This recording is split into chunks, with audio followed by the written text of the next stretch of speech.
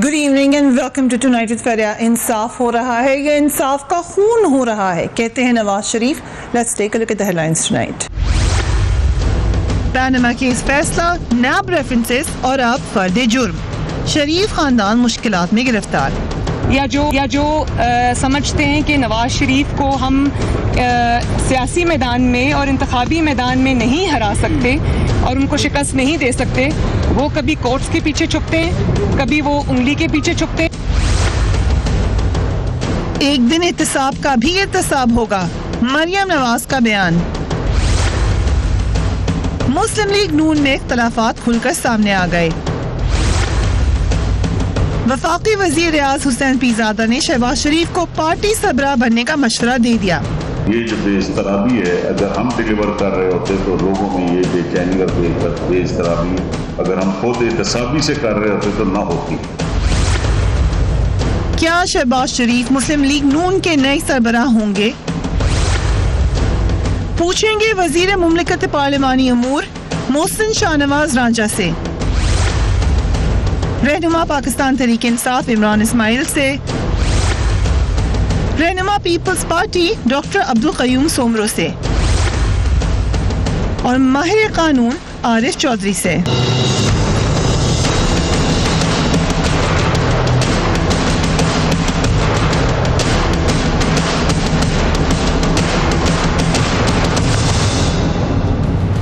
And a very warm welcome to the show. आज Muslim league नून के लिए कोई अच्छा दिन नहीं था। साबिक वज़ीर आज़म नवाज शरीफ, उनकी साहबजादी मरियम नवाज साहिबा और दामाद कैप्टन सफदर पर एवन फील्ड्स रेफरेंस केस में फर्द जुर्म आयद कर दी गई है।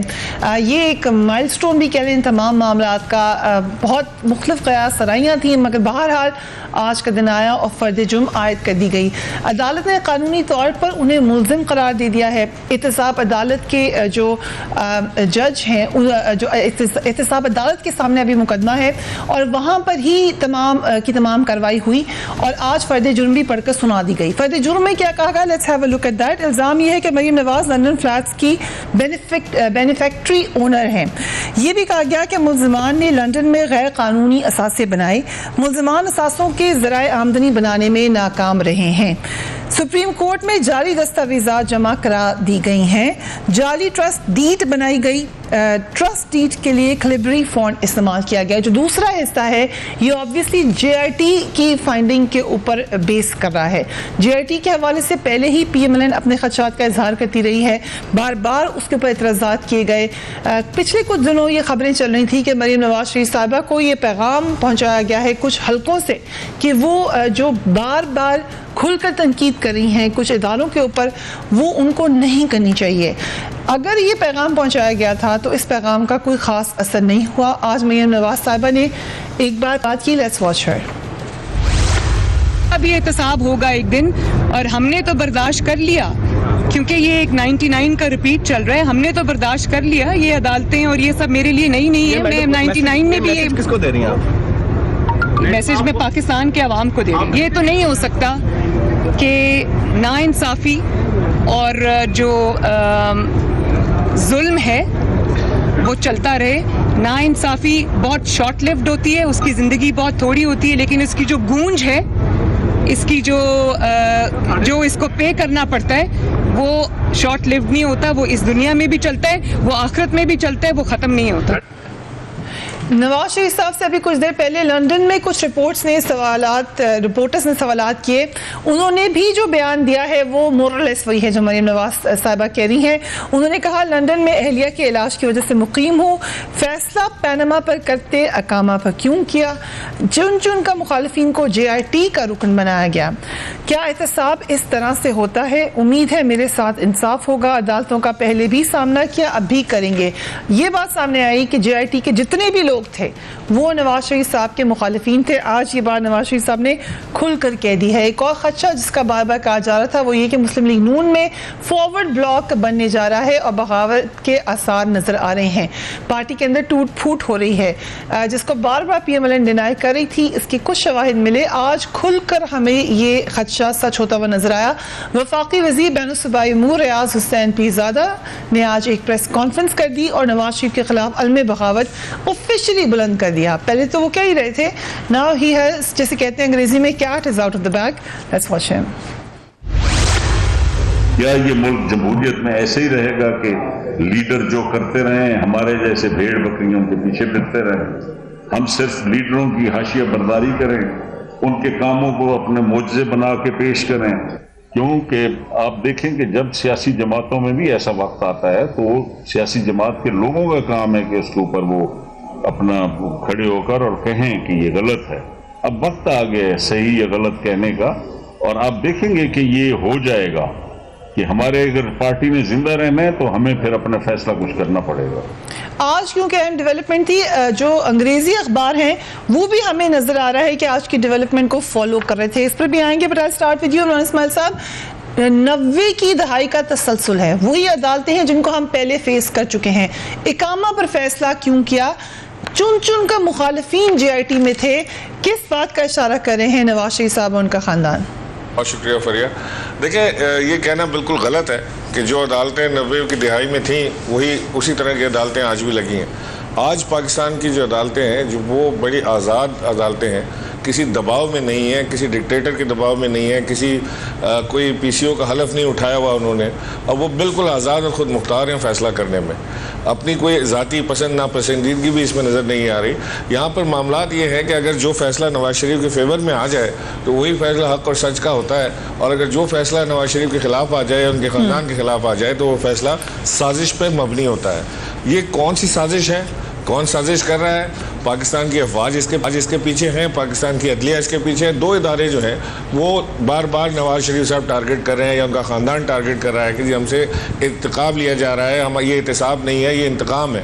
तो ये हमें खुल के बताएं कि कौन सा इंतकाम है, कौन ले रहा है, कौन सा आर्मी जनरल इसके पीछे खड़ा है, कौन सा हमारा जो सुप्रीम कोर्ट के ऑनरेबल जजेस हैं वो उनके दबाव में ये फैसले कर रहे हैं। ये एक इस तरह का इम्प्रेशन देना, बार बार इस तरह की बात करना, ये कौम को गुमराह कर रहे हैं। असल बात ये है कि इनको इस ट्रायल से गुजरने से तकलीफ़ है। तकलीफ़ ज़रूर होनी चाहिए क्योंकि हर मुजरिम को तकलीफ़ होती है अपने ट्रायल से गुजरने में। इनको लगता ये है कि इनकी इज़्ज़त ख़राब होती है यहाँ आने में, कोर्ट के सामने पेश होने में, जवाब देने में। जवाब तलब भी जब होती है तो उससे बेइज्जती होती है। उसको अवॉइड करने के लिए आज मरियम नवाज़ ने बिल्कुल खुल के बात की कि जी जो फैसला देना है दे दें, ये तो वो ना पावे जो कर लो, जो फैसला देना है दे दो, लेकिन आप इस ट्रायल से में ना गुजारें। और ताकि उस फैसले को जो इन्होंने चैलेंज कर नहीं है, इन्होंने तो सड़कों पे मुझे क्यों निकाला अभी तक गा रहे थे, अब इसके बाद जब फैसले आएंगे कि मुझे क्यों जेल में डाला गाना शुरू हो जाएंगे, क्योंकि अब ये अडियाला जेल जो है ये मुकद्दर है। जो आज चार्जेस फ्रेम हुए हैं ये अब नहीं इससे बच सकेंगे। ये आप ये देखिएगा फरिया, ये मैं कोई सियासी आपसे बात नहीं कर रहा, लेकिन ये this will prove to be a turning point जहाँ पे पाकिस्तान से। बट इमरान इस्माइल साहब, आप लोग मुतमईन हैं? PTI बार बार एतराज़ात करती रही, नैब के ऊपर सबसे ज़्यादा एतराज़ात ही पाकिस्तान तहरीक इंसाफ को हैं। इस वक्त आप मुतमईन हैं जिस तरीके से कार्रवाई हो रही है? मैं आज भी समझता हूँ कि अगर सुप्रीम कोर्ट प्रोविजन ना हो तो ये नैब जो है नवाज शरीफ को बेकसूर करार दे देगी, और ये बिल्कुल ये सौदा करने में नैब हमारी बेहतरीन किरदार अदा करती है। लेकिन ये चाहे नैब हो, चाहे FIA हो, चाहे कोई और इदारा हो, जब तक सुप्रीम कोर्ट की सुपरविजन है, जब तक सुप्रीम कोर्ट खुद इसको सारा मॉनिटर कर रही है, ये मामलात से हम बिल्कुल मुतमईन। हम सुप्रीम कोर्ट से मुतमईन हैं, हम नैब से, FIA से, किसी से मुतमईन नहीं। राइट, जो नैरेटिव मरीम नवाज साहिबा दे रही हैं या नवाज शरीफ साहब कह रहे हैं, उस हवाले से तकरीबन हर बैनुल-अक़वामी अखबार जिसमें ये खबर प्रिंट हुई है उसका जिक्र ज़रूर किया गया है। एक नज़र डालते हैं the New York times. Nawaz Sharif ousted Pakistani leader is it in corruption case, क्योंकि आज फर्द जुर्म आयद हो गई तो उन्होंने ये कहानी उठा ली। इसमें मेंशन काफ़ी सारी बातें की गई हैं। एक ख़ास बात जो सुप्रीम कोर्ट के हवाले से उन्होंने कहा है कि जो मिस्टर शरीफ यानी नवाज शरीफ साहब जो तीसरा दौरे हुकूमत है वो बड़े स्ट्रांगली उसका आगाज हुआ, उनके पास काफ़ी अक्सरियत थी, काफ़ी ज़ोरदार तरीके से वो ऑल पावरफुल लीडर बन के आए, जिसकी वजह से मिलिट्री इस्टेब्लिशमेंट जो थी उसकी कुछ ताकत कम हुई है। और उन्होंने ये भी कहा कि फॉरेन पॉलिसी पे शायद नवाज शरीफ साहब हावी होने जा रहे थे। फिर उन्होंने ये भी कहा कि आगे आ जाके नेक्स्ट पैराग्राफ में वो लिखते हैं कि long before he was forced out by the supreme court the military and and had the upper hand yet again. Military का पहले ही upper hand हो गया था, उससे पहले कि नवाज शरीफ साहब को निकाला जाता, and the judiciary's action against him and his family were widely seen. अब वो किस तरीके से समझ रहे हैं न्यूयॉर्क टाइम्स के ये widely seen opinion है as being supported by the army's top ranks. ये मेरा सवाल है न्यूयॉर्क टाइम्स से, सहाफत के एतबार से, कि ये वाइडली सीन ओपिनियन उनको कहाँ से नजर आ रहा है। We will talk about this as well, लेकिन I come to you sir. जो आज एक खास सवाल कानूनी तौर पर उठाया गया वो ये कि नवाज शरीफ साहब वहाँ पर मौजूद नहीं थे और फर्द जुर्म आयद हो गई, ये नॉर्मल प्रैक्टिस है? बिल्कुल नॉर्मल नहीं है, मुल्ज़म का खुद मौजूद होना ज़रूरी है, लेकिन जहाँ तक मुझे मालूम पड़ा है वो ये है कि उन्होंने अपना नुमाइंदा मुकर्रर किया है अपनी अदम मौजूदगी में, चूँकि उन्होंने अपनी वहाँ आने से माजूरी जाहिर की है। और नुमाइंदा, ये भी बात बाहर सूरत एक, यानी मैं तो ये उनकी फेवर में समझता हूँ कि ये बात अभी जो पिछले सारा कुछ हो रहा है, बड़ी अजीब बात है कि कोशिश ये हो रही है कि अदालतों को आप डिफेंसिव पर ले आएँ। ठीक है, और उसका हमेशा ये इन्हीं का नहीं है, हर मुल्ज़म जो होता है अगर वो पावरफुल हो, अगर कमज़ोर हो, तब भी वो चीखता है, चिल्लाता है कि जनाब मेरे साथ तो इंसाफ हो नहीं रहा, मेरे साथ इंसाफ कैसे होगा, मेरा फ़लाँ दुश्मन बड़ा पावरफुल है, फ़लाँ उसने जज से बात कर ली है, जज तो जनाब उसके घर का बंदा है, ये सारी। तो ये तो इतने पावरफुल मुल्ज़म हैं, इनके पास इसके अलावा और क्या बात हो सकती है? और ख़ास तौर पर ऐसी सूरत हाल जहाँ फरिया इनके पास पूरा मीडिया है, जजेस के पास मीडिया नहीं है, जजेस का कोई नुमाइंदा नहीं है जो, और ना ही मैं समझता हूँ कि फ़ौज का कोई नुमाइंदा इस तरह फ़ौज मुकर्रर कर सकती है, क्योंकि जो खुद साख्ता नुमाइंदे अपने तौर पे बनने की कोशिश करते हैं वो अपनी अपनी दुकान चलाते हैं, और बास तो बिल्कुल इतने यानी ऐसे अंदाज में चलाते हैं कि जो उनकी बात फ्रस्ट्रेशन हो सकती है। फ्रस्ट्रेशन बहुत ज़्यादा है इनकी। उसकी वजह यह है कि आप अगर एक जुमला मुलाजा करें, मरियम साहिबा ने कहा था कि मैं हुक्मरान ख़ानदान की फ़र्द हूँ। अब जो लोग अपने आप को हुक्मरान ख़ानदान समझना शुरू कर दें, उनका मिजाज बिल्कुल वही बन जाता है, और जिस तरह बादशाहों का होता है, बादशाहों का मिजाज, ये हमारे जो हुक्मरान हैं, अभी ये ख़ानदान जो हुक्मरानों का ख़ानदान है हमारे ऊपर हुकूमत कर रहा, इनका रहन सहन का अंदाज़, इनका तर्ज ज़िंदगी सारे का सारा वो है जो मुग़ल बादशाहों का था, या आज यूएई और सऊदी अरब के हुक्मरानों का। ये उन्हीं को आइडियलाइज करते हैं, and they want to excel that model. उस मॉडल में ये होता है कि ये जो अदालतें होती हैं ये आपकी ताबे होती हैं। अदालतें जो होती हैं वो सबके पेश तो हो रहे हैं, नहीं, पेश होना मजबूरी है। ठीक, मैं आपको एक अर्ज करूँ, चॉइस नहीं है, राइट, पेश होना मजबूरी है। उन पर तनकीद करना इस अंदाज की जिसे वो फेयर कमेंट में, देखिए अदालत को आप उनके फैसले के बारे में फेयर कमेंट कर सकते हैं। अदालत के बारे में जो आज जुमले मैंने सुने हैं कि वो राना सनाउल्लाह ने, कि अगर जज साहब चले गए हैं कमरे में, बाज़ औक़ात क़ज़ाए हाजत के लिए भी जज जाते हैं, टेलीफोन सुनने के लिए भी जाते हैं, उसका ये मतलब है कि वो इंस्ट्रक्शन लेने के लिए गए हैं। यानी ये वो प्लान है, और के जी फैसला तो ऑलरेडी मौजूद है। तो अच्छा, एक और बात जो अगर आप आज आपने मुलाजा यकीनन मुझसे ज़्यादा आप करती हैं चूँकि आप इस फील्ड में हैं, मैंने भी वो देखी, वो ये थी कि शहबाज शरीफ साहब बरसे हैं नैब पर। ठीक, उन्होंने कहा कि नैब तो जो हमेशा हुक्मरान अपने फ़ायदे के लिए बनाते हैं, और मैंने एक खूबी शहबाज शरीफ साहब में एक सलाहियत देखी है, और वो मुझे याद है जब हमने उन्हें एक दफ़ा बार कौंसिल में बुलाया तो वो तकरीर कर रहे थे, और वो उसे हमेशा के लिए मैंने अपने ज़हन में उनके स्टाइल को महफूज कर दिया। कहते हैं देखिए कितनी जुल्म की बात है, सारी सहूलतें जो है मॉडल टाउन में हैं, सारी सहूलतें गुलबर्ग में हैं, डिफेंस में, और मेरी माएँ बहनें गरीब बेचारी बाहर सड़कों पर खड़ी हैं। यानी वो खुद मॉडल टाउन में रहते हैं, डिफेंस में रहते हैं, लेकिन वो कहते हैं कि जनाब कितना यही तरीक़ेकार है। नैब, आपको याद होगा गद्दार कौन, एक किताब, एक वक्फे पे जाने हम इस पे बात करते हैं, लेकिन ये बड़ी इंटरेस्टिंग बात, और ये बात बार बार कही जा रही है कि इस वक्त के हुक्मरान लग ये रहा है कि हुकूमत में भी हैं और अपोजिशन में भी हैं। ये कैसे हो रहा है? After break keep watching transfer.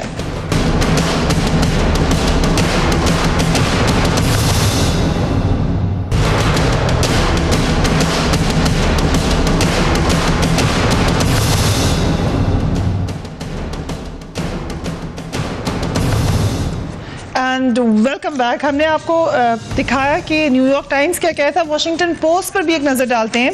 Washington post में भी ये खबर छपी है, farmer Pakistan prime minister Nawaz Sharif indicted. Sharif supporters claim he is the target of high level conspiracies that include the country's powerful military. But Sharif decided last summer to step down rather than try to cling to power, questioning concerns about a possible military intervention in the nuclear-armed country of 180 million. Again वही वाली बात अमरीकी अखबार में छपी है and Maryam Nawaz Sharif का उन्होंने हवाला देते हुए कहा है कि she vowed to fight the charges which she called a travesty of justice and a mockery of justice. I refuse to accept the charges, Nawaz told reporters outside the federal courthouse. We are being denied a fundamental right to justice. I plead not guilty. ये case के हवाले से, क्योंकि नवाज शरीफ साहब ने कहा plead not guilty, से पहले कि मैं इमरान इस्माइल साहब के पास जाऊं, नॉट गिल्टी प्लीड किया गया है केस में कहीं? So they're pleading not guilty. Normal है, ये 99.9% लोग दे प्लीड नॉट गिल्टी। ठीक है। अब गिल्टी प्लीड करने वाला फलसफा वहाँ है जहाँ प्ली बारगेन होती है, राइट, कि आप कोर्ट के साथ आउट ऑफ कोर्ट प्रोसिक्यूटर्स के साथ डील करके फिर उसके बाद आपको तय कर दिया जाता है कि सज़ा कम होगी या जुर्माना जो है वो कम होगा। और उसमें कोर्ट का फ़ायदा ये होता है कि ट्रायल लंबा नहीं करना पड़ता, वहाँ बहुत ज़्यादा एक्सपेंसिव ट्रायल होता है, गवाहों पे पैसे खर्च होते हैं, कोर्ट का टाइम होता है। इस सब कुछ को वो कैलकुलेट करके वहाँ ये बारगेन होती है कि आप बजाय इसके कि फुल फ्लैज आपको ट्रायल दिया जाए और उसके नतीजे में जो मैक्सिमम आपको सज़ा मिलेगी, मुलज़म को ये पता चल जाता है, एविडेंस सारी की सारी आपके सामने पेश कर दी जाती है मुलज़म के सामने, तो वो ये फैसला करता है कि बजाय इसके कि मैं सारा ट्रायल भुगतूँ और उसके नतीजे में फिर फुल फ्लैज सजा लूं, तो इससे बेहतर यह है कि इस स्टेज पे मैं कॉम्प्रोमाइज कर लूं, डील कर लूं और उसके नतीजे प्ली बारगेन के नतीजे में सजा मुझे कम हो जाए। तो that's where people plead not guilty. ठीक है। इमरान इस्माइल साहब, ये जो एक बात की है बड़ी अहम है आरिफ चौधरी साहब ने कि खामोश है मिलिट्री। हमने देखा DGI-SPR ने एक दो स्टेटमेंट्स दी, उस पर फिर वज़ीर दाखिला नाराज़ हुए, ये सवाल आर्मी चीफ ने स्टेटमेंट दी, फिर सवाल उठ गया कि वो क्या बात कर सकते हैं क्या नहीं कर सकते। जजेस का भी कोई स्पोक्स पर्सन एज सच नहीं है कि वो बताए, हो नहीं सकता। तो ये और जो नैरेटिव है वो बिल्ड हो जा रहा है। अभी मैंने आपको दिखाया कि इंटरनेशनल अखबारात में भी बात कही जा रही है, ये कब तक नैरेटिव बिल्ड होगा, इसका तरीक़ाकार क्या है? PTI अगर बोलती है तो PTI को भी कहा जाता है कि आप स्टूज हैं, खुल के कहा मरीम नवाज शरीफ साहब ने कि आप स्टूज हैं। सो कहाँ से दूसरे पॉइंट ऑफ व्यू किधर से आएगा? बढ़िया, वो आज अगर कोई PMLN के साथ बैठा होता तो ज़्यादा अच्छी बात हो जाती उनके सामने। लेट मी क्लैरिफाई कि हमारे साथ रांचा साहब ने होना था, वादा किया था, मगर वो नहीं है यहाँ पर। उन्होंने हमारे साथ टेलीफोन लाइन पे होना था, लेकिन अब राना अशरफ साहब ने हमें ज्वाइन कर लिया। So he is listening to you. Yes sir. तो उसमें है ये कि जो खुद स्टूजेस हैं, जो खुद डिक्टेटर की पैदावार है, जो पार्टी जो डिक्टेटरशिप में बनी है, जो जिसमें नवाज शरीफ साहब मिनिस्टर बने थे, जो खुद डिक्टेटर को अपना सियासी बाप कहते रहे, डिक्टेटर के मरने के बाद उसकी कब्र पर खड़े होकर वादे करते रहे कि मैं इनका मिशन आगे बढ़ाऊंगा। और उसको उनकी तकरीर भी है जिसमें वो कहते हैं एक तकरीर में कि जी कहाँ जावलक और किधर जुल्फ़िकार अली भुट्टो, आप किसको किससे मिला रहे हैं जावलक की। तो बात ये अलग है, जुल्फ़िकार अली भुट्टो कोई शय ही नहीं थे उसके सामने। ये वो लोग हमें आज स्टूज कह रहे हैं जो खुद हमेशा डिक्टेटरशिप में पले बढ़े हैं। मैं आपको सिर्फ इतना बता दूं फरिया कि ये एक लंबी साजिश है। इनको हमेशा तो पाकिस्तान आर्मी से प्रॉब्लम रही है। ये डॉन लीग्स वाले मामला को अगर आप लेकर चलें, ये वहाँ से यहाँ तक का एक बड़ा ख़तरनाक सफ़र है। ये इंडिया की ज़बान बोलने लगे हैं, ये वो ज़बान बोलते हैं जो इंडिया में नैरेटिव इन्होंने बिल्ड किया है या इंडिया को बेचा है कि जी हम तो बड़े अच्छे लोग हैं, हम तो चाहते हैं इंडिया के साथ सुलह सफाई कर लें, लेकिन हमारी आर्मी जो है वो बड़ी ख़राब है, वो हमें नहीं नज़दीक आने देना चाहती है। और वही ज़बान इंडिया भी बोल रहा है, वही ज़बान हुसैन हक्कानी न्यूयॉर्क में बैठ के सारा कर रहा है, वही ज़बान अल्ताफ़ हुसैन बोल रहा है। तो ये एक बहुत बड़ा एक ग्रुप या गैंग एक बन गया है जो पाकिस्तान में पाकिस्तान की आर्म फोर्सेस के ख़िलाफ़, पाकिस्तान की आर्मी के ख़िलाफ़, पाकिस्तान की जुडिशरी के ख़िलाफ़ ये काम कर रहे हैं अपनी दौलत बचाने के लिए। ये सिर्फ अपना पैसा, अपनी दौलत, अपनी जायदाद, अपना पावर, अपना गेम बचाने का गेम है। इसमें कोई पाकिस्तान का नफ़ा नुकसान नहीं है। ये समझते ही हैं कि ये इस तरह से आर्मी को कंट्रोल कर पाएंगे और इनका एक बड़ा पुराना ख्वाब है। इन्होंने, आपको याद होगा जब इन्होंने वो एक अपने चमचे को लगाने की कोशिश की थी आर्मी के ऊपर, उसको लेकर भी गए अमेरिका, घुमाया फिराया उसको, वहाँ से उसको लगाना चाह रहे थे chief of the army army staff में नाम भूल गया उनका, जन पता नहीं क्या क्या नाम था उनका, क्या नाम था, उनको लगे थे जब सारा यहाँ पे झगड़ा शुरू हुआ जिसके ऊपर, तो ये इनका जियाउद्दीन भट्ट 99 की बात जी कर हाँ, रहे हैं। ये इनका हमेशा का ये ख्वाब है कि किसी तरह हमारे आर्म फोर्सेस को, इदारों को, आर्मी को जो एक मजबूत इदारा है उसको काबू कर लें, और उसके बाद फिर ये अपने इसी तरह के कारोबार और चीज़ों को वसअत देते फिरें जो इनको इनको पूछने वाला कोई ना हो। तो ये अब यहाँ पर Right, so you're saying it's larger design. जरा PMLN से भी पूछ रहे थे इमरान इस्माइल साहब। राना साहब, ये हम तो आज जिक्र कर रहे थे, हर कोई जिक्र कर रहा है कि नजर आ रहा है कि PMLN में अब जो दरारें हैं वो खुलकर नजर आती लग रही हैं। पीरजादा साहब की प्रेस कॉन्फ्रेंस के बाद आज तो प्रोग्राम में ही मुझे लग रहा है कि डिसाइड नहीं हो रहा था किस लीडर ने आना है मेरे। तो कितनी डिवीजन है इस वक्त? जी बिस्मिल्लाहिर्रहमानिर्रहीम। मैं आपका इंतहाई मशहूर हूँ, आपने बात करने का मौका दिया। मैं अर्ज करना चाहता हूँ ये तो वो जो रीढ़ की हड्डी का बहाना बनाकर अदालतों से तकरीर को परवेज मुशर्रफ नामी की सकता है। मैं राना साहब को सुन नहीं पा रहा हूँ बिल्कुल। I can't hear. 98 में भी ये काम शुरू किया था और उसके बाद फिर उसने 12 के पाकिस्तान का आइन तोड़ा, फिर उसने 10 साल हुकूमत की और उसकी जो काशगिरी का हुकूमत और मियां मोहम्मद जो हाईजैकिंग का है। राना साहब, अनफॉर्चुनेटली आपकी आवाज़ हमें नहीं आ रही है। हम दोबारा कोशिश करते हैं आपसे रब्ता करने की, क्योंकि सिग्नल ब्रेक हो रहे हैं। आप जहाँ पर मौजूद हैं या तो अपनी कोई जगह थोड़ी सी तब्दील कर लें, and my producer will call you again. Rana साहब अपना पॉइंट ऑफ व्यू दे रहे हैं, लेकिन बहरहाल खबरें ये आ रही हैं कि अब PMLN के अंदर जो स्प्लिट है वो बढ़कर सामने आती हुई नजर आ रही है। मोहसिन रंजन साहब वो supposed to be on the program, लेकिन मोहसिन रंजन साहब इस वक्त यहाँ पर मौजूद नहीं है। राना साहब से हम कोशिश करें रब्ता करने की, जैसे होता है उनसे बात कर लेंगे। जो पॉलिटिकल एस्पेक्ट है वो तो पॉलिटिकल एस्पेक्ट एक साथ है, लेकिन एक और कॉन्टेक्स्ट में चीफ जस्टिस ने कहा कि टाइम बार नहीं करना चाहिए जस्टिस को या इंसाफ को। नवाज शरीफ साहब का जो मौक़िफ़ है उसमें वो यही कह रहे हैं कि मेरे साथ जिस तरीके से इंसाफ हो रहा है किसी और के साथ नहीं हो रहा। ये कितना सही है? इंटरनेशनल अखबार तो इसको एग्री करते हुए नजर आ रहे हैं। जुमले में या दो जुमलों में एक बात आपके साथ शेयर करना चाहता हूँ जो रह ना जाए, तारीखी बात है। कुलदीप नैयर साहब से मेरी मुलाकात 2003 में हुई उनके घर, ठीक है, इंडिया में। उन्होंने मुझे बातों बातों में ऐसी बातें बताई, मैं हैरान रह गया। उन्होंने कहा कि एक ज़माना था जब हमने कहा, उस वक्त नवाज शरीफ इक़्तिदार में अभी नहीं आए थे, आने वाले थे या कोई ऐसा सिलसिला, कहते मैंने उन्हें कहा कि हम इंडिया जो है वो नॉर्मलाइज करना चाहता है पाकिस्तान के साथ। तो उन्होंने कहा कि मेरा इंतज़ार कर लो, काले ना पवो। ये आपको कुलदीप नैयर साहब जिंदा है, अल्लाह ताला उन्हें जिंदा रखे, बद अजीम इंसान है। ये उनका जुमला था। लेकिन वो तो खुल के कहते हैं कि मैं नॉर्मल चाहता हूँ रिलेशनशिप। नवाज शरीफ साहब ने कभी नवाज साहब ने कहा कि आप इंतजार करें मेरे आने का। ठीक, यानी जो कुछ करना है, अगर कोई क्रेडिट जाए तो उन्हें इससे गर्ज नहीं है पाकिस्तान के साथ क्या हो ना हो, हाँ। वो हो तो फिर सब कुछ है। तो अब यहाँ जो आपने बात पूछी वो ट्रायल के बारे में, मैं आपको ये कर्ज करूँ कि ट्रायल जो है वो अगर आपने करना है तो फिर ट्रायल के बारे में जुबान बंद होनी चाहिए। उसकी वजह ये नुकसान क्या होता है? नुकसान ये हो रहा है कि अदालत को आप ले आए डिफेंसिव पे, आगे अब अभी चाहते क्या है? अब आपने जुमला देखा, अभी कहा जा रहा है कि मुझे उम्मीद है कि मेरे साथ इंसाफ होगा। भाई अगर आपको ये उम्मीद है तो then submit before the court, और सबमिट अनकंडीशनली। कि ये नहीं है कि मुझे यकीन है इंसाफ होने का मतलब ये है कि अगर कोई और फैसला होगा तो वो इंसाफ पे मबनी नहीं होगा, यानी इंसाफ। और एक और बात आपसे शेयर करूं कि ये नवाज शरीफ साहब जो अदलिया के बारे में ये कह रहे हैं और कि ये अदलिया जो है वो उनका ये रवैया रहा है। आज का पाकिस्तान जिसमें नवाज शरीफ 4 साल हुकूमत कर गए, आज भी उनकी हुकूमत है, वो ख़ानदान बन चुका है हुक्मरान। इसकी बुनियाद डाली अदलिया ने।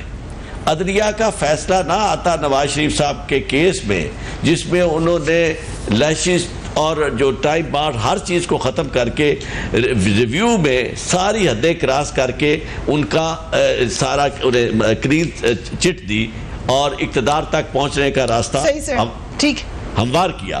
तो उस अदलिया के बारे में ये कहना। और दूसरी बात मैं आप कर सकता हूं, जिस तरह ठीक है, ये तीसरी बात हो गई है क्योंकि यहाँ तक हम लोग बात पर आए हैं। Will come back after break, keep watching tonight fair.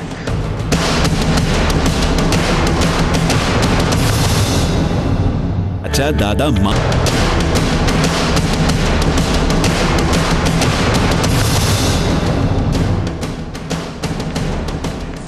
And welcome back. Rana साहब, अगर आपको हमारी आवाज़ आ रही हो, रियाज पीरज़ादा साहब तो कह रहे हैं शहबाज शरीफ साहब को लीडर होना चाहिए। हमारे शो में खुर्रम दस्तगीर साहब ये बात कह चुके हैं कि मैं समझता हूँ नेक्स्ट लीडर शहबाज शरीफ ही हैं। शहबाज शरीफ साहब की लीडरशिप पे इतराज़ है आपको? नहीं, शहबाज साहब हमारे, मैं समझता हूँ कि इमीडिएट बॉस हैं और मैं उनकी कैबिनेट का मेंबर हूँ। मैं ये अर्ज करना चाहता हूँ कि मियां नवाज साहब जो हैं वो पार्टी के हेड भी हैं और मैं समझता हूँ कि बतौर फैमिली मेंबर भी मियां नवाज साहब की शहबाज साहब और हमजा साहब ऐसे ही इज्जत करते हैं जैसे मियां शहबाज साहब अपने वालिद मोहतरम का इज्जत तो करते हैं, लेकिन इख्तलाफ राय तो रखते हैं। इस वक्त हमजा शहबाज की और शहबाज शरीफ की जो राय है वो मरियम नवाज साहिबा की और नवाज शरीफ साहब की राय से अलग है। मैं अर्ज करना चाहता हूँ क्योंकि अल्हम्दुलिल्लाह बहुत बड़ी पार्टी है, तो फिर मैं समझता हूँ कि डिफरेंस ऑफ ओपिनियन जो है वो मौजूद है और वो बात सुनी जाती है। शहबाज साहब की बात में हमेशा वजन होता है, मियां नवाज साहब उनकी बात सुनते हैं। आप ये देखें ना कि मियां नवाज साहब ने ही तो फैसला किया था कि जब ये फैसला आया था, ये कोई जाली JIT थी, उसका जब फैसला आया था तो उसके बाद मियां नवाज साहब ने CWC को बुलाकर ये फैसला किया था कि आर्जी तौर पर अब्बासी साहब के बाद जो मुश्किल 8-10 माह के लिए प्राइम मिनिस्टर वो शहबाज शरीफ साहब होंगे। फिर आपको पता है कि डिफरेंट ओपिनियंस आई, उसके बाद फिर वो फैसले में रिव्यू आया। अदरवाइज मैं समझता हूँ कि अगर ये सदारत का इशू था तो मियां नवाज साहब के बाद जो सेकंड ऑप्शन है वो मियां शहबाज साहब ही हैं। और मैं अर्ज करना चाहता हूँ कि हमारे मेगा प्रोजेक्ट जो हैं, जो एनर्जी क्राइसिस के बड़े 5 प्रोजेक्ट हैं, वो पंजाब में मैं समझता हूँ कि मियां नवाज साहब के विजन पर शहबाज साहब ने अमल किया। ये बातें करना बड़ा आसान है, ये 18 माह में। लेकिन आप क्या समझते हैं? हमजा शहबाज का कहना यह है कि वो समझते हैं कि इदारों से तसादुम नहीं होना चाहिए। आज भी जो मरियम नवाज साहिबा का बयान है या नवाज शरीफ साहब का है, वो बार बार इदारों के ऊपर ही तनकीद होती है। आपका क्या ख्याल है, ये इदारों का कसूर है इस वक्त जो हो रहा है? मैं अर्ज करना चाहता हूँ आइन की बालादस्ती, जब आपको पता है कि अदलिया की बहाली के लिए मियां नवाज साहब ने 2009 में लॉन्ग मार्च किया था और सबको पता है कि हम तो अदलिया की बहाली, आइन की बहाली, लेकिन यहाँ पर आर्टिकल 6 जो है बार बार आइन टूटता है। और मैं समझता हूँ कि अदारों की देखे ना, 2013 में जब हमें मैंडेट मिलता है तो नवाज साहब ने 2 बुनियादी इश्यूज को टेकअप किया, एनर्जी क्राइसिस, पीस कैंट की load shedding, Pervez Musharraf, party और परवेज इलाही सब ने कौम को गिफ्ट दिया था और उसके साथ दहशतगर्दी। अल्हम्दुलिल्लाह हमने दोनों इश्यूज को टेकअप किया। देखना बात कहीं और लिए चले जा रहे हैं। अभी आप क्या समझ रहे हैं कि इंतकाम हो रहा है या एहतसाब हो रहा है इस वक्त? What do you think right now? मैं समझता हूँ कि ये इंतकाम हो रहा है। देखिए पनामा में तो 550 लोगों के नाम है, बाकी कहाँ पे नाम गए? वो मुझे जो है नियाजी साहब जो हैं, जो अंपायर की उंगली का इशारा करते हैं, और मैं समझता हूँ कभी ईंट का जवाब ईंट से मिलने की बात होती है। मैं समझता हूँ कि हमने अल्हम्दुलिल्लाह दारों को मजबूत किया है, हमने ज़रबेज़र को कामयाब किया है, हमने पाकिस्तान के अंदर एनर्जी क्राइसिस का अल्हम्दुलिल्लाह उसको मुकम्मल किया है। आज लोड शेडिंग अल्हम्दुलिल्लाह 2 से 3 घंटे सवाल उठाया है राना साहब, और ये सवाल इसके बड़े लीगल एस्पेक्ट्स भी हैं जो मैं पूछूंगी, लेकिन coming to you Imran Ismail साहब, बाकी लोग कहाँ हैं पैनमा वाले? देखिए फरिया, पहले तो ये राना साहब की बात का मैं जवाब दे दूं कि जब से इन्होंने बात करना शुरू की, मियां नवाज शरीफ, मियां शहबाज शरीफ, मियां बेगम कुलसूम नवाज, पूरे खानदान का ही नाम ले लिया। इनकी पार्टी में और कोई नहीं है जो नवाज शरीफ साहब को रिप्लेस कर सके। और यार आराम से सुन लो मेरे भाई, आराम से सुन लो। अभी आप मुझे पता नहीं कौन से ग्रुप में जाओगे। मरियम नवाज अलग ग्रुप बना रही है, वो अलग ग्रुप बना रहे हैं, आपके चीफ मिनिस्टर अलग ग्रुप बना रहे हैं, सब अलग ग्रुप हो रहे। फिक्र ना करो, अभी आप सिर्फ अभी सर जोड़ के बैठो, इस्तिखारा लो कि किस ग्रुप में जाना है, पार्टी में रहना भी है कि नहीं रहना है। अभी तो ये आप सब छोड़ के भागने वालों में सबसे आगे होंगे इंशाल्लाह। साहब, अपनी पार्टी फैसला का आने दें, अभी ना देना, फैसला आने दें। अभी आप सबसे आगे भागने वालों में से होंगे। मैं पाकिस्तान मुस्लिम लीग नून को अच्छी तरह जानता हूँ। जब ये फैसला आता है ना, जिस दिन हथकड़ी लगेगी ना, उस दिन आप ही कह रहे होंगे कि हम तो गुमराह थे, हमारी तो आंखों पे पट्टी बांधी हुई थी, हमें पता ही नहीं था कुछ। अच्छा अल्लाह मियाँ, ये इतने बदमाश लोग थे। तौबा तौबा अस्तगफुरुल्लाह। आज से मैं तो ताइब हो गया, तौबा करता हूँ जनाब। ये तो आप सबसे लाइन में आगे खड़े होने लोग होते हैं। हमने हमेशा देखा, ये छोड़ देना। आपकी पार्टी को नजरियाती पार्टी तो है नहीं। नून से नवाज शरीफ है, जब नवाज शरीफ ही नहीं रहेगा तो फिर नून गुना हो जाएगा वो। तो हम देखेंगे फिर क्या होता है उसका। Gentleman, okay, let's come to Qayyum Soomro साहब। कयूम सुमरो साहब, सुना है कुछ राब्ते आपकी पार्टी से भी हो रहे हैं, खोसा साहब के हवाले से भी खबरें आई, आपकी तरफ भी आ रहे हैं कुछ PMLN के लोग? ये ख्वाब पूरा नहीं हुआ। तो मैं आपको ये बता दूं कि पाकिस्तान पीपल्स पार्टी को कोई सरोकार नहीं है कि PMLN के कितने टुकड़े हो रहे हैं, 1 टुकड़ा हो रहा है, 100 टुकड़े हो रहे हैं। हमें उनके जाती मामलात में मुदाखलत करने की ना हमें जरूरत है, ना हम इस पर तबसराई करेंगे। लेकिन जहाँ तक एक बात मैं वजाहत करूँ कि ये दोनों भाई और ये सारा खानदान एक ही है, ये बज़ाहिर इनके ड्रामे हैं। और वरना ये तो शहबाज शरीफ साहब का जो बेटा है हमजा शरीफ साहब, वो तो कहते थे जी मेरा तो आइडियल नवाज शरीफ साहब है। नवाज शरीफ साहब कहते थे मेरा पॉलिटिकल जो है जानशीन जो है वो हमजा। तो ये आपस में मिले हुए, ये सिर्फ ये टाइम किल करना चाहते हैं ताकि एक तरफ एक लुक दिया जाए, दूसरा तरफ ये कहा जाए कि जी वो मरियम नवाज जो वो जारियत पसंद लीडर है और हम जो है मुफाहमत पसंद है। ये सिर्फ टाइम ज़ाया करने की बात है, लेकिन हमें इन दोनों से कोई सरोकार नहीं है, नंबर 1। इसलिए हमारा कोई बड़ी लार्जर कॉन्स्पिरेसी थ्योरी आपने बताई है सुमरो साहब। जी मैं बता रहा हूँ। दूसरी बात जो अहम है से ज्यादा वो ये है कि हमें सिर्फ ये करना चाहिए कि इनको इदारों का एहतराम करना चाहिए, कानून के सामने सरेंडर करना चाहिए और रियासती मशीनरी के जरिए नैब के ऊपर या अदालतों के ऊपर असर अंदाज होने का ये तरीक़ेकार ख़त्म करना चाहिए। इसाक डार को मुस्तफ़ी होनी चाहिए और इस्तीफ़ा देनी चाहिए। उसके साथ साथ इन तमाम अफराद जिन पे आज चार्जेस हुए हैं उनको ECL में डाला जाए, क्योंकि अगर ये नहीं हुआ तो हम ये समझेंगे कि पीपल्स पार्टी के लोगों को तो पहले गिरफ्तारियां देते हैं करते हैं और उसके बाद फिर ECL पे लगा देते हैं और इनके साथ इतनी रियायतें क्यों बरती जाती है। तो मैं समझ रहा हूँ पीपल्स पार्टी को अभी भी ये इतराज है कि इंसाफ के तकाज़े पूरे होने चाहिए। कोई सॉफ्ट हैंड है इस वक्त नवाज शरीफ की फैमिली पर जो पीपल्स पार्टी को खर्चा है? किसी तरीके से आपको लग रहा है कि सॉफ्ट हैंड रखा हुआ है नवाज शरीफ के ऊपर? मैं आपको एक अर्ज करूं कि सॉफ्ट हैंड जो है उसके लिए पूरा एहतमाम किया जा रहा है और उसका यही तरीक़ेकार होता है कि आप अदालत को सामने खड़ा करके और उसके बारे में इस तरह की गुफ्तगू करें और फिर कोशिश करें कि आपको अदालत तौहीन अदालत में बुलाए। तो फिर आप ये कहें कि देखें जनाब अब तो ये सूरत हाल हो गई है कि हमारे साथ इंतकाम हो रहा है। अब ये जो लफ्ज़ इंतकाम तो आप कह रहे हैं प्रोवोक किया जा रहा है? नहीं, मैं आपको एक अर्ज करूं, लफ्ज़ इंतकाम है। ये अदालत कौन सी ऐसी अदालत है जिनके साथ इनका कोई ऐसा झगड़ा था जिसकी वजह से उसने इनसे इंतकाम लेना? JIT में तमाम लोग मेरे मुखालिफ थे। कौन? JIT के अंदर तमाम मुखालिफिन। JIT एक सेकंड, ये वो लोग थे जो परवेज मुशर्रफ के दौर में उसकी बात याद है। एक सेकंड, शर्म नहीं आती हर एक के साथ किसी को करने नहीं देते। सवाल राना साहब, इनमें से जो 2 अफराद हैं वो डॉन लीक्स में भी थे नहीं है कि JIT कर रहा है तो उसके मुदाखलत ना करे। और ये वजह क्या है? वजह सिर्फ ये है कि आप किसी चैनल पे देख लें, अगर आपके साथ नवाज शरीफ पार्टी का कोई शख्स बैठा होगा, या तो ज्यादा वो वजीर होगा या मशीर होगा, उसने ये कसम खाई होती है कि आपको गुफ्तगू नहीं करने देनी। भाई आप पहली बात तो यह है कि आदमी के साथ आपका कोई झगड़ा नहीं है। आपने अगर फॉरेन पॉलिसी, आपने अभी इशारा किया कि जी फॉरेन पॉलिसी पे नवाज शरीफ आगे बढ़ना चाहता था। नवाज शरीफ साहब ने 4 साल तक कोई फॉरेन मिनिस्टर नहीं लगाया।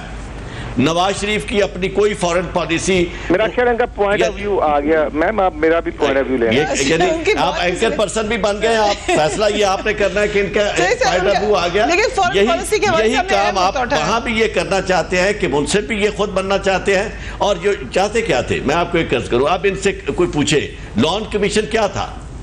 सबसे बड़ा स्कैंडल था यहाँ कोऑपरेटिव स्कैम जिसे कहते हैं, ठीक। जिस वक्त हजारों लोग लूटे गए, वो उसकी तहकीक करने वाला जो कमीशन था उसके सरबराह जो थे अफजल लोन साहब थे। अफजल लोन साहब के साथ जस्टिस अख्तर हसन साहब थे। जस्टिस अख्तर हसन साहब ने मेरे सामने तस्लीम किया कि लोन साहब ने मुझसे आके दस्तखत करवाए हाथ जोड़ के, वरना मैं एग्री नहीं कर रहा था। और वो लोन साहब जो है वो और उनका बेटा अफजल लोन, वो नदीम लोन, वो सारे के सारे जो है वो उनके मुलाजिम नवाज शरीफ के। आप कमेंट कर सकते हैं राना साहब इस बात पर? मैं ये करना चाहता हूँ कि आज आप देखें कि खुद ही मनसब बने बैठे हैं, एक पनामा तो वो तो है जी, मैं कोर्ट को कह रहे हैं आप। मैं अर्ज करना चाहता हूँ, पनामा का नाम लेकर हकामा कहाँ से आ गया, और हकामे पे आकर कौन से बैरूनी हजामा पे भी आ जाएगा थोड़ी दिनों बाद। जब 28 मई 1998 को नवाज शरीफ साहब ने 8वीं धमाके किए थे, उस वक्त भी पाबंदियां लगी थी। और आज देखे ना, हमने तो जो पंजाब गवर्नमेंट के अंदर अब आप ये कह रहे हैं कि कोर्ट्स जो है वो अमेरिका के साथ मिलते हैं, तो ये सिंध वाले खैबर पख्तूनख्वा वाले भी तो बिजली पैदा कर सकते हैं ना, ये भी तो अवामी इश्यूज को टेकअप कर सकते हैं ना। बिल्कुल अब आप देखें कि डॉक्टर आसम साहब के 470 की करप्शन अदारों ने टेकअप किया था ना, तो 3000 करोड़ की करप्शन है। देखना फारग हो गया। जरदारी साहब माशाल्लाह साहब कोर्ट उनको बाइज्जत बरी कर रही है। शर्जील मेमन साहब के घर में अरबों रुपए आ गए। एनसीएल स्कैंडल जो है वो अब एक ख्वाब बन गया है। परवेज मुशर्रफ साहब अदालत को बुला के थक गई, नहीं आए। स्विस बैंक के लेटर इसी अदलिया ने लिखे थे, नहीं फैसला आया।